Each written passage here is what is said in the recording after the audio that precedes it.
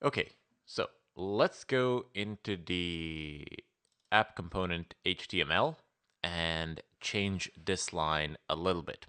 So this part is the one that is fairly similar to property binding.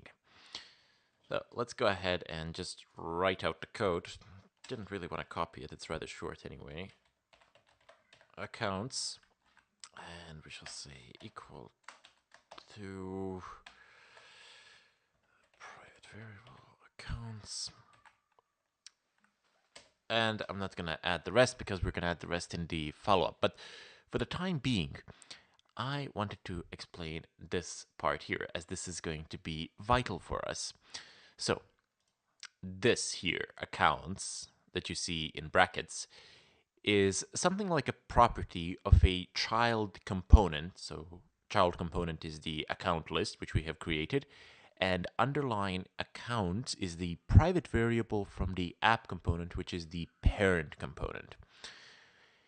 And we're going to bind basically underscore accounts to accounts here. So whenever accounts is changed, basically, change will be when underline accounts here is changed. When any sort of change is enacted here, this change will be reflected here. The logic of this the logic of this passing, because we need this for the passing of accounts, the logic of it goes from left to right. That is, it always goes from parent component to child component. So this part is the child component, and this part belongs to the parent component. Anyway, that's all we need to really do there. Later on, we will come back and we will add some additional things here. But for the time being, we are going to go into the accounts list component. And now we're going to use the accounts from here. So let's go to the accounts list component. And the fact that this is red is perfectly fine. Actually, we can go ahead and delete this. No need for that. And I have an additional parentheses. I think I don't need this one. Yep. And we're not gonna need this either, so we can just go ahead and delete it. That's fine. And this line can go away too, as we don't really need it anymore. That's just redundant code. The fact that this is still red is perfectly fine. Soon it shall disappear. We will make it go away. Now we need to also do an additional inclusion up here. So where it says component, we need to do a comma, and then input. We will do additional inclusions here, but for the time being, we'll just need input. So we need to include input in order to be able to utilize the input decorator. Now, our input decorator will go something like this.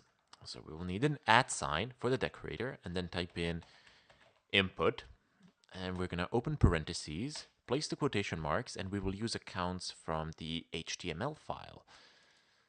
Oops. So we will use this exact same name. So you can even copy it. Just press Control-C, and then go back here, and Control-V to paste it in here. And then we're going to do an underscore, type in accounts, colon, array, and account. So we're just going to recreate something that we had before. Anyway, so input, @input is a decorator. Decorators add additional characteristics to a variable. So you have this decorator, which adds additional characteristics to this variable, which is of type array, whose elements are of type account. Basically, accounts here in the decorator is the name of the property which parent component uses to pass the data to the child component. So you have a property here, accounts, which the parent component is utilizing for the pass-through of data. The decorator @input, it basically marks the private variable underscore accounts as an input variable. So this is now marked as an input variable, which means that it is enabled for passing data to it. It will accept the passed data. So the data that is passed to it shall be accepted. It is enabled to do so with this particular decorator at input. Let's go over this quickly one more time. I know it's a little bit difficult to understand. So we go back to the HTML code, and we have a process that is very similar to property binding.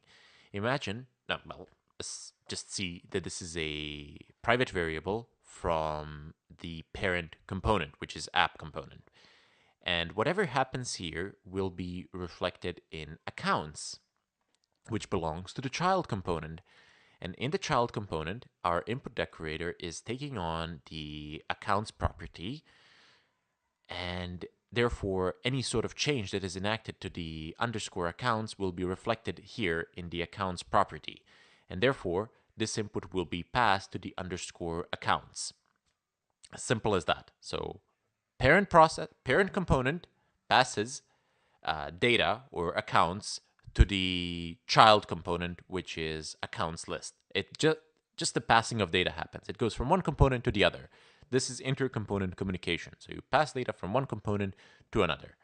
In order to do this, you require a process that is similar to property binding here, so that the changes here would reflect the changes here, and then when the changes are reflected here, the rest of the process can actually take place in the account lists component here, which is basically marking the underscore accounts private variable as an input variable.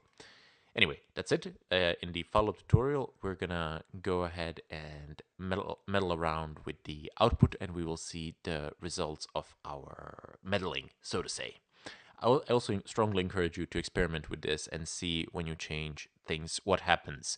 Cause some errors to happen and see how you can go about fixing them. I'm always ready to help you out in the discussion section. In all likelihood, it's going to be the discussion section or somewhere else.